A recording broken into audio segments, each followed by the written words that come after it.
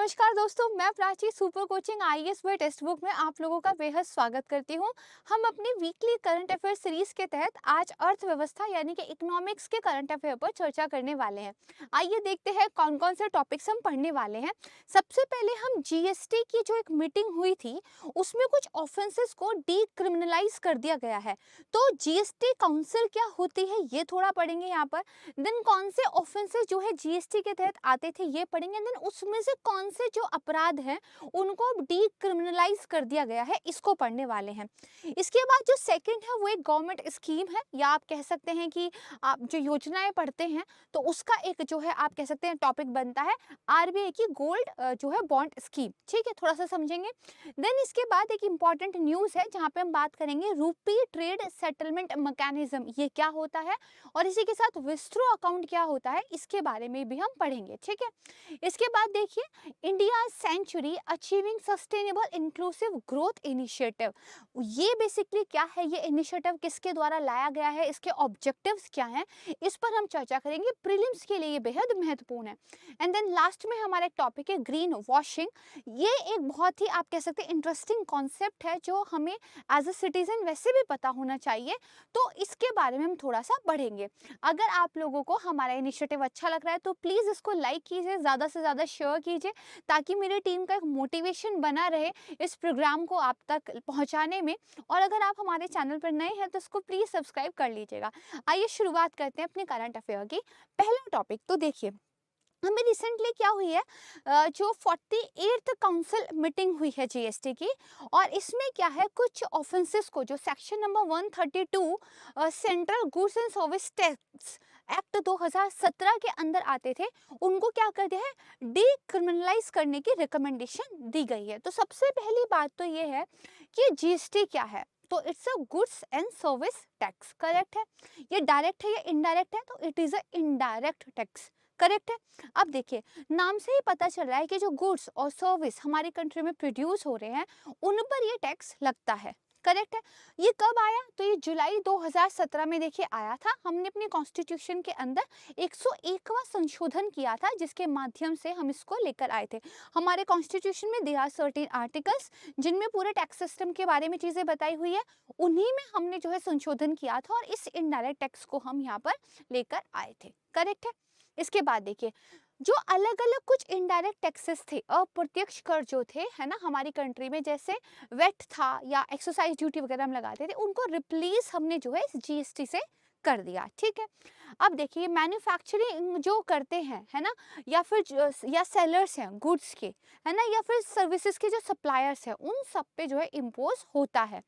अब ये जो जीएसटी टैक्स है इसमें हमने क्या कहा कि टैक्स को थोड़ा इजी कर देते हैं। तो जो अलग अलग दर लगती थी किसी भी कर की, उनको थोड़ा सिंप्लीफाई करते हैं। हमने 5 जो है स्लैब्स रख दी जीएसटी के तहत, और कहा जितना भी टैक्स लगेगा चाहे वो गुड्स पे लगे या सर्विसेज पे लगे, विद इन दी स्लैब्स लगेगा। ठीक है, तो हमने कहा एक जीरो का स्लैब होगा, 5%, 12%, 18%, 28%। ठीक है, ये कुछ हमने स्लैब्स रखे हैं जिनके माध्यम से टैक्स लगता है। 28% जनरली कम ही लगता है, कुछ लग्जरी आप कह सकते हैं, कुछ ऐसे प्रोडक्ट्स होते हैं जिन पर 28 वाला स्लैब लगता है। अब देखिए जीएसटी कितने टाइप का है, तो 3 टाइप का जीएसटी है। एक केंद्र सरकार देखिए अप्रत्यक्ष कर लगाती है, एक राज्य सरकार अप्रत्यक्ष कर लगाती है, और एक इंटीग्रेटेड रूप से लगता है जिसको बाद में सेंट्रल स्टेट गवर्नमेंट अपने हिसाब से देख लेती है। ठीक है, तो पहला क्या है सीजीएसटी, दूसरा क्या है एसजीएसटी, ठीक है, और तीसरा क्या है आईजीएसटी, जिसको कलेक्ट तो करती है सेंट्रल गवर्नमेंट ही, लेकिन बाद में चीजों को क्या है देख लिया जाता है। अब देखिए जब हमने एक टैक्स लेकर आया, तो अब उस टैक्स को देखने के लिए उसमें टाइम टू टाइम क्या चेंज करना है, या फिर उससे रिलेटेड कोई भी डिसीजन लेने के लिए कोई बॉडी बनानी जरूरी थी, करेक्ट है। तो हमने जीएसटी काउंसिल बना दी, है ना। हमने ये काउंसिल बना दी कि ये जो हम एक नया टैक्स सिस्टम लेके आए हैं, because it's new and it's in development stage, तो अगर इससे संबंधित कोई भी निर्णय लेना होगा, राज्यों के साथ केंद्र सरकार को बैठकर कोई बातचीत करनी होगी, तो एक प्लेटफॉर्म होना चाहिए। वो प्लेटफॉर्म है हमारी जीएसटी काउंसिल, यानी कि हमारी जो जीएसटी परिषद है। अब देखिए जो आर्टिकल नंबर 279 ए है हमारे संविधान का, वो एम्पावर करता है कि जो भारत के राष्ट्रपति हैं वो एक जॉइंट फोरम बना सकते हैं। जॉइंट किस किस के बीच में? केंद्र सरकार के बीच में और राज्य सरकार के बीच में। ठीक है, ये जो जॉइंट फोरम ही है इसी को बोलते हैं जीएसटी काउंसिल। तो क्या हो गई? एक संवैधानिक बॉडी हो गई, करेक्ट है, क्योंकि हमने एक डेडिकेटेड आर्टिकल इसके लिए कॉन्स्टिट्यूशन में रखा है। ओके, अब देखिए ये एक अपेक्स कमिटी है जो बेसिकली क्या करती है कि ये जो जीएसटी टैक्स है इससे संबंधित किसी भी चीज़ को लेकर रिकमेंडेशन दे सकती है। कुछ भी मॉडिफाई करना है, कुछ जो है आपको एग्जेम्पशन लगाने हैं, कुछ आपको मॉडल जीएसटी लॉज बनाने हैं, या कुछ भी आपको जो है इससे संबंधित देखना है, तो ये बॉडी एक अपेक्स बॉडी के रूप में यहाँ पर काम करती है। ठीक है, इस काउंसिल का थोड़ा सा और डिटेल में चीज़ों को देखते हैं। देखिए, जो चेयरमैनशिप होती है यूनियन फाइनेंस मिनिस्टर की, वित्त मंत्री जो भी होते हैं या होती हैं वो इसको चेयर करते हैं। जो अलग अलग राज्य हैं और यूनियन टेरिटरीज हैं वो दरअसल अपने मंत्रियों को यहाँ पे नॉमिनेट करती है। जनरली वो भी फाइनेंस मिनिस्टर ही होते हैं। ये जो काउंसिल है ये स्टेट्स को, यूनियंस को, है ना, एक तरीके से गाइड करती है, एक बेंचमार्क देती है। टैक्स रेट क्या होगा, एग्जेम्पशंस लिस्ट क्या होगी, थ्रेशहोल्ड लिमिट्स क्या होगी। ठीक है, इसके अलावा आप देखेंगे तो इसमें जो फैसले लिए जाते हैं वो मेजोरिटी के बेस पर लिए जाते हैं। तो मेजोरिटी के बेस पर अगर फैसले लिए जाएंगे तो वोटिंग पावर हमें देनी होगी। अब वोटिंग पावर कैसे देंगे? तो एक सेंट्रल गवर्नमेंट है और राज्य सरकारें हैं। ठीक है, तो जो सेंट्रल गवर्नमेंट है उसके पास जो वोट शेयर है वो है 1/3, करेक्ट है, और जो वोट शेयर राज्य सरकारों के पास है वो 2/3 बनता है टोटल मिलाकर। ऐसा इसलिए रखा गया है ताकि अप्रत्यक्ष कर से संबंधित कोई बड़ा फैसला लेना हो तो राज्य सरकारों की बात उसमें सुनी जाए। अब हम देखते हैं कि पहले जो है क्या क्या जीएसटी के अंदर जो है एक क्राइम के अंदर आता था। तो सबसे पहले तो टैक्स इवेजन। टैक्स इवेजन का क्या मतलब होता है? जो टैक्स पेयर है वो ऐसी स्ट्रैटेजीज यूज कर रहा है ताकि वो इनडायरेक्ट टैक्स को अवॉइड कर सके, करेक्ट है। तो जीएसटी लॉ जो है दो तरह के जो पेनल्टीज है इसके लिए देता है। एक होता है मॉनेटरी फाइन, आप पे पैसों का कोई जुर्माना लगेगा। दूसरा क्रिमिनल पेनल्टीज आपके ऊपर लगती हैं। देखिए, अगर मॉनेटरी फाइन की बात हो तो जो डिपार्टमेंट अथॉरिटीज होती हैं उनके पास ये अथॉरिटी होती है कि आपके ऊपर कोई मॉनेटरी फाइन लगा सके या फिर जो गुड्स हैं उनको जो है वो सीज कर सके। ठीक है, लेकिन अगर क्रिमिनल पेनल्टीज की बात आती है तो बेसिकली इसमें इम्प्रीजमेंट यानी कि जेल भी हो सकती है, फाइन यानी कि जुर्माना भी हो सकता है। लेकिन ये सिर्फ क्या है, क्रिमिनल कोर्ट में एक प्रॉपर प्रोसिक्यूशन फॉलो होने के बाद ही दिया जा सकता है। तो मॉनेटरी फाइन की बात आए तो डिपार्टमेंटल अथॉरिटीज के पास पावर है, लेकिन अगर क्रिमिनल प्रोसिक्यूशन की बात आए तो जब तक क्रिमिनल कोर्ट में प्रॉपर तरीके से कार्रवाई नहीं होगी तब तक ये नहीं दिया जा सकता। ठीक है, इसके अलावा देखिए जो सीजीएसटी एक्ट 2017 का सेक्शन 122 और सेक्शन 131 है, ये एक्चुअली प्रोविजन रखता है पेनल्टीज से रिलेटेड। ठीक है, सेक्शन 132 से लेके 138 जो है वो प्रोविजन रखता है प्रोसिक्यूशन से रिलेटेड और कंपाउंडिंग से रिलेटेड। अब देखिए कंपाउंडिंग का मतलब क्या है। मान लीजिए सरकार ने किसी चीज के लिए आप पर क्या है, जुर्माना लगाया है, करेक्ट है। अब सरकार कहती है कि आपको वो जो पेनल्टी है वो तो देनी ही है, उस पे इतना इंटरेस्ट और आपको देना है, क्योंकि इतने टाइम से आप चीज़ों को जो है नहीं कर रहे थे, तो अब आप पे ये टोटल जो है फाइन लगेगा। तो एक कंपाउंडिंग जो है वो बन जाता है, टर्म इसके लिए यूज होती है। ठीक है, अब यहाँ पर देखिए जो जितना भी अमाउंट आपने इवेड किया है या फिर जो भी इनपुट टैक्स क्रेडिट को आपने इम्प्रॉपरली क्लेम किया है या फिर अगर जो रिफंड है उसको आपने इम्प्रॉपरली क्लेम किया है, इन सब के ऊपर डिटरमाइन करता है कि जो जेल की सजा होगी वो कितनी होगी। ठीक है, ये ध्यान रखिएगा।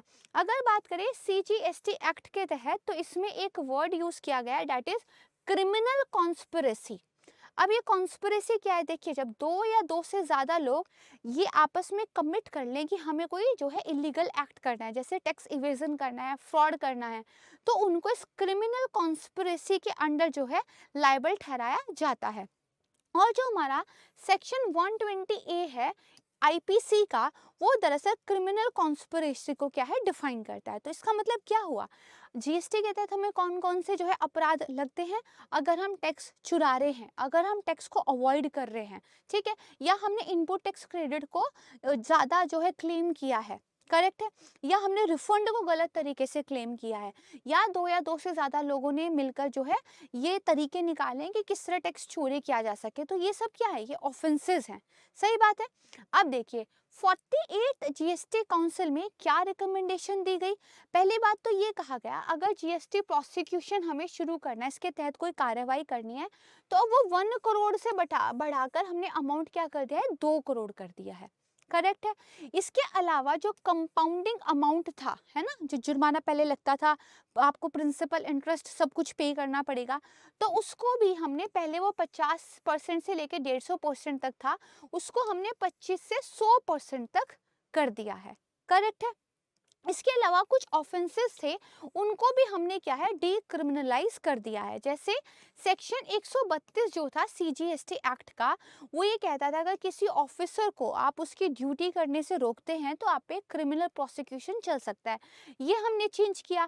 ठीक है। अगर हम जो एविडेंस वगैरह हैं उनके साथ कोई टेम्परिंग करते हैं या कोई हम इंफॉर्मेशन की सप्लाई नहीं कर रहे हैं, तो इसको पहले जो है एक तरीके से क्रिमिनल कैटेगरी की ऑफेंस में रखा जाता है, अब इनको डीक्रिमिनलाइज्ड कर दिया गया है। इसके अलावा जो अनरजिस्टर्ड इंडिविजुअल हैं, जिन्होंने जीएसटी के तहत खुद को रजिस्टर नहीं किया हुआ है, वो भी रिफंड कैसे अपना ले सकते हैं, इसका एक तरीका लेकर आने की ज़रूरत है। और जो ई कॉमर्स वगैरह हैं, जो स्मॉल बिजनेसेस हैं, उनको भी कैसे फैसिलिटेट करेंगे, तो कुछ सुझाव जो है रखे गए हैं जिनके बारे में हमने पढ़ा है। तो हमारे लिए इम्पोर्टेंट क्या हो जाता है, जीएसटी काउंसिल जो है हमारे लिए इम्पॉर्टेंट हो जाती है। टैक्स इवेजन क्या होता है, ये हमारे लिए इम्पॉर्टेंट हो जाता है। क्रिमिनल कॉन्स्पिरेसी वाला कॉन्सेप्ट हमारे लिए जो है इम्पॉर्टेंट हो जाता है। एंड देन ये वाली स्लाइड जो प्रीलिम्स में स्टेटमेंट के रूप में आपसे पूछी जा सकती है। करेक्ट है।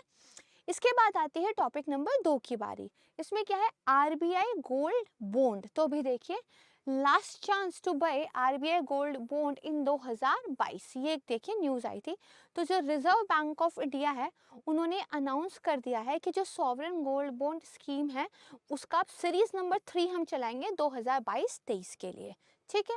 तो 2 बार पहले मतलब आ चुकी है, थर्ड टाइम अभी आएगी। ये होता क्या है, देखिए, ये है तो सरकारी प्रतिभूति ही, यानी कि है तो गवर्नमेंट सिक्योरिटीज। गवर्नमेंट सिक्योरिटीज क्या होती है, एक पीस ऑफ पेपर होती है जिसपे लिखा रहता है कि सरकार की तरफ से आपको ये चीज़ें देने का वचन दिया गया है। लेकिन इसकी जो कीमत निर्धारित होती है, वो गोल्ड का जो ग्राम होता है उसमें निर्धारित होती है, यानी कि एक सिक्योरिटी कितने ग्राम ऑफ गोल्ड के बदले ली हुई है। तो आप क्या करते हैं, कैश देकर इन गोल्ड की सिक्योरिटीज को खरीद लेते हैं। अब इन सिक्योरिटीज़ के ऊपर जो भी इंटरेस्ट मिलेगा, जो भी इनका प्रॉपर रेट चलेगा, वो मार्केट में जो गोल्ड की कीमतें हैं उसके अकॉर्डिंग चलेगा। ठीक है। इससे क्या होता है कि अगर कोई गोल्ड में इन्वेस्ट करना चाहता है, तो उसको प्रॉपर फिजिकल गोल्ड में इन्वेस्ट करने की ज़रूरत नहीं है, वो इन गवर्नमेंट की गोल्ड वाली सिक्योरिटीज़ में इन्वेस्ट कर सकता है। इससे उसको क्या फ़ायदा होगा, भाई गोल्ड में अगर आप इन्वेस्ट करते हो, फिजिकल गोल्ड खरीद के लाते हो, उसको सेफ रखना मुश्किल हैंडलिंग मुश्किल है ना, फिर उस पर मेकिंग चार्जेस वगैरह भी लगते हैं। दूसरा क्या होता है, देश को भी फायदा होता है। क्यों, देखिए इंडिया में बहुत ज़्यादा गोल्ड की खपत होती है, गोल्ड हम इंपोर्ट करते हैं, तो बहुत ज़्यादा फॉरेन करेंसी में जो है हमें भुगतान करना पड़ता है। अगर लोग इन सिक्योरिटीज़ में इन्वेस्टमेंट करेंगे, तो फिजिकल गोल्ड की डिमांड कम हो जाएगी, तो जिससे हमारी आयात पर निर्भरता भी कम हो जाएगी। समझ में आ गया, ये जो है इस स्कीम का फ़ायदा है। तो देखिए, होती है गवर्नमेंट स्कीम्स ही है, लेकिन इनको डिनोमिनेट किया जाता है ग्राम्स में गोल्ड के। ठीक है। ये सब्स्टिट्यूट होती है कि फिजिकल गोल्ड को आप होल्ड करें। यहाँ पे इन्वेस्टर क्या होता है, इन सिक्योरिटीज के लिए कैश में पे करता है, और जब बाद में मैच्योरिटी पीरियड पूरा हो जाता है इन सिक्योरिटीज का, वो रिडीम भी कर लेता है, वो भी उसको कैश मिलता है। ये बॉन्ड कौन इश्यू करता है, तो इश्यू किए जाते हैं आरबीआई के द्वारा सरकार की तरफ से। ठीक है।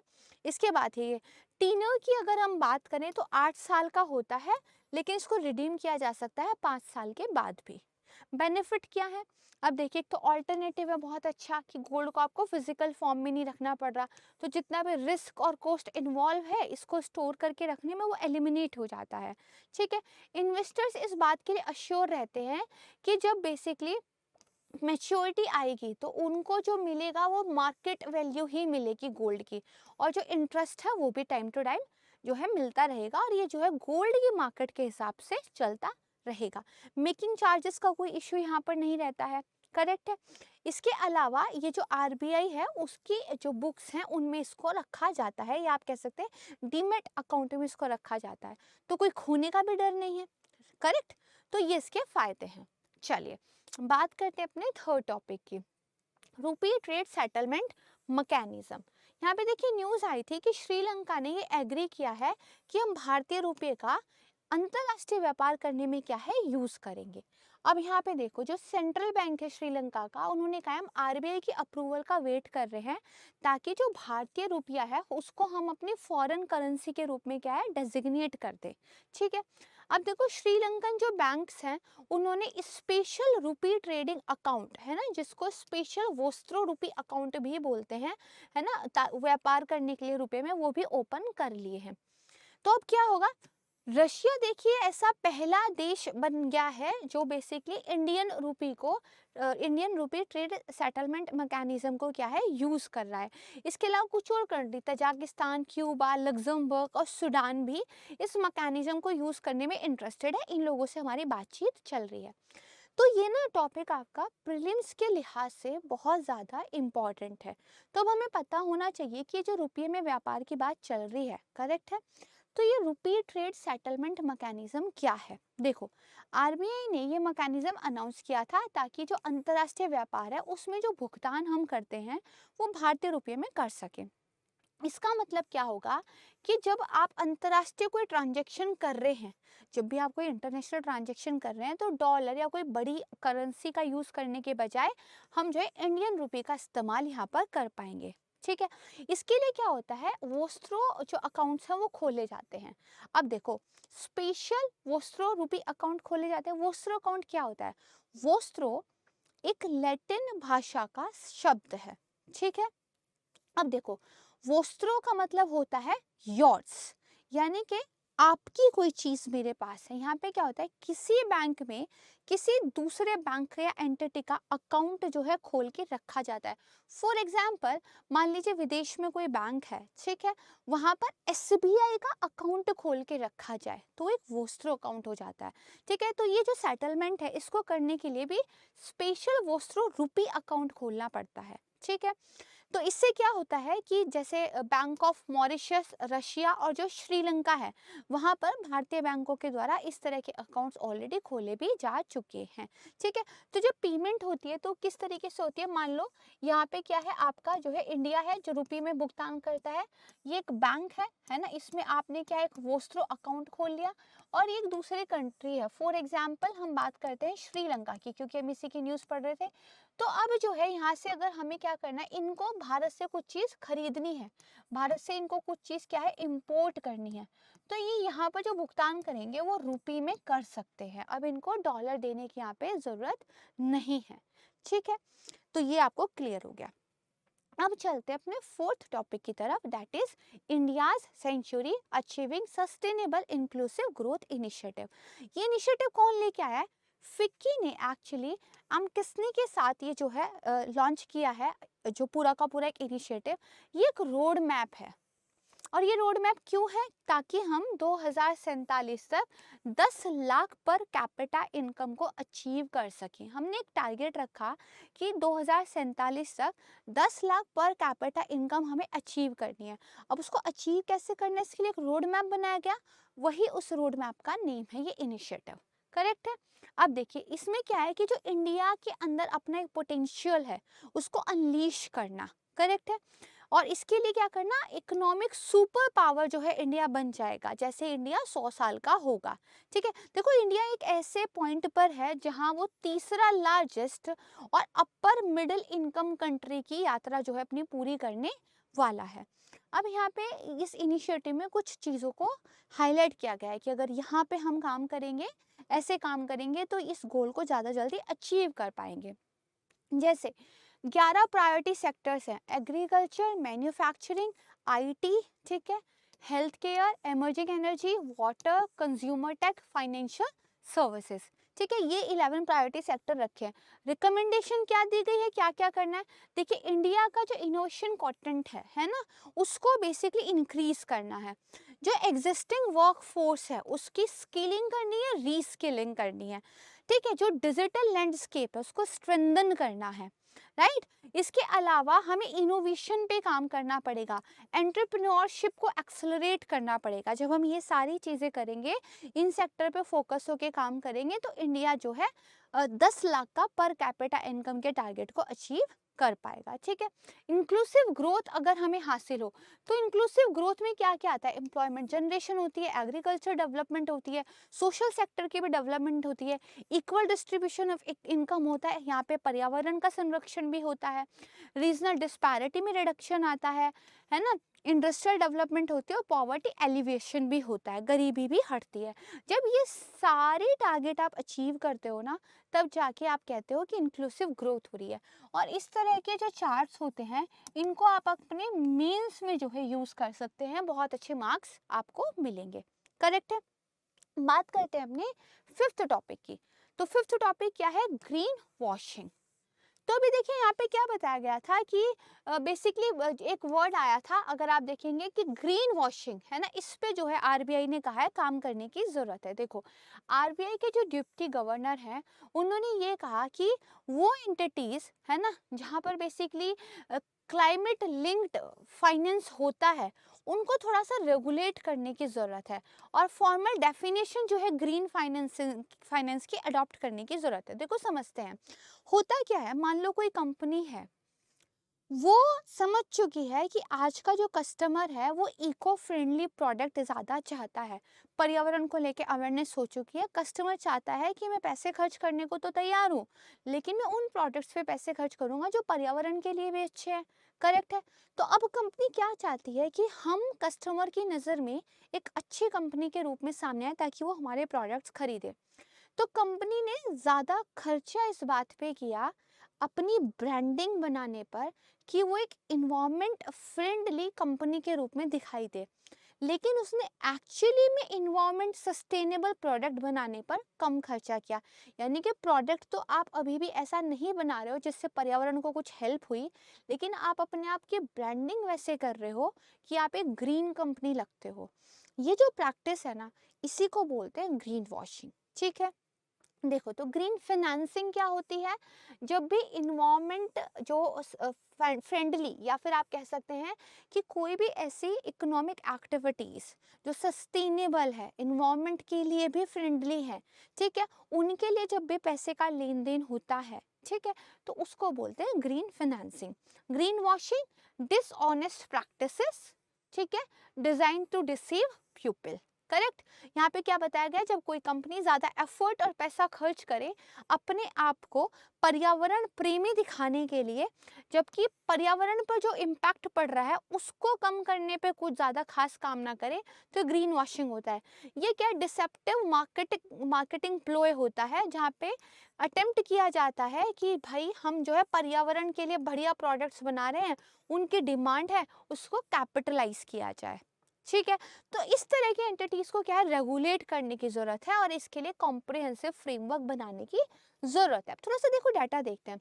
दरअसल अगर हम बात करें कि हम देखें कि कौन सी कंपनीज, ठीक है, कंपनी जो है इन्वायरमेंट को लेके अच्छा काम कर रही है। देखो, ग्रीन वॉशिंग क्या है कि कंपनी जो है इन्वायरमेंट को लेके अच्छा काम कर रही है, ये परसेप्शन हमें बना देना है। लेकिन एक्चुअली में कंपनीज क्या कर रही हैं कि जो सस्टेनेबिलिटी क्लेम है फैशन ब्रांड्स के द्वारा, है ना, उसमें नियरली जो 60% है वो ग्रीन वॉशिंग है। यानी कि किसी ने जो क्लेम कर रहे हैं ना कि भाई हम तो बहुत अच्छी कंपनी है, तो वो इतना अच्छा लेकिन काम एक्चुअली में कर नहीं रहे। ये सब क्यों हो रहा है? क्योंकि देखो, अगर बात करें सस्टेनेबल ब्रांड्स जो है पिछले 5 सालों में 400% बढ़े हैं। क्यों बढ़े हैं? क्योंकि 72% चाहते हैं कि अब जो है हमें अच्छी चीज़ें मिले, अच्छे प्रोडक्ट्स मिले, ठीक है। यहाँ पे सेल्फ डिक्लेयर ऐसी कंपनी बहुत बड़ी हैं जो अपने आप को कहती हैं कि भाई हम जो है अच्छी कंपनीज हैं, ठीक है। इको लेबल्स पिछले 15 सालों में बढ़े हैं, लेकिन देखा जाए तो 42% कंपनीज ही ऐसी हैं जो, बट 42% कंपनीज क्या है जिनकी सस्टेनेबिलिटी जो क्रेडेंशियल्स है वो एग्जैगरेटेड है, फॉल्स है, डिसेप्टिव है, ठीक है, ये ध्यान रखना है। तो यहाँ पर सीधी सी एक ही बात समझनी थी कि जब डिसेप्टिव टैक्टिक्स यूज की जाए ग्रीन जो है, उस ग्रीन जो एक प्रोडक्ट की डिमांड है कंज्यूमर्स में, इसको कैपिटलाइज करने के लिए, बट एक्चुअली में इन्वायरमेंट को लेकर कुछ खास चीज़ें ना की जाए, तो वहाँ पे ये टर्म जो है हम ग्रीन वॉशिंग यूज़ करते हैं। क्लियर हो गया? मुझे उम्मीद है आपको समझ में आ गया होगा। ठीक है, तो यहाँ पे हमारे टॉपिक्स खत्म होते हैं। 2 क्वेश्चंस मैंने आपके प्रैक्टिस के लिए दिए हैं, इनको प्लीज़ जो है सॉल्व करने का ट्राई कीजिएगा। एक जो है जीएसटी पे, you can take the screenshot of it, ठीक है? और जो दूसरा क्वेश्चन है, ये आपका जो है गोल्ड बॉन्ड योजना पर है। दोनों को प्लीज़ अटेम्प्ट करने का प्रयास कीजिएगा। कमेंट सेक्शन में आप अपना जो है आंसर भी पोस्ट कर सकते हैं। इसी तरीके से हम मिलते रहेंगे। यहाँ पे एक स्क्रीनशॉट दिखाया गया है जिसमें मेन फीचर्स जो हैं सॉवरेन गोल्ड बॉन्ड के, वो भी दिखाए गए हैं। ठीक है, तो कमेंट सेक्शन में प्लीज़ रिप्लाई कीजिएगा। वीडियो आपको कैसी लगी ये भी बताइएगा। अगर आपका कोई सुझाव है तो वो भी आप शेयर कर सकते हैं। अगर आप चाहते हैं हम कोई पर्टिकुलर प्रोग्राम आपके लिए लेकर आएँ, तो वो भी आप हमें बता सकते हैं। बहुत जल्द मिलूंगी मैं आपको एक नई वीडियो के साथ। तब तक के लिए stay tune to the super coaching IAS by text book. और अगर आप नए हैं तो सब्सक्राइब कर लीजिएगा। अगर आप पुराने हैं तो ज़्यादा से ज़्यादा वीडियो को शेयर कीजिएगा। Thank you so much. नमस्कार। जय हिंद।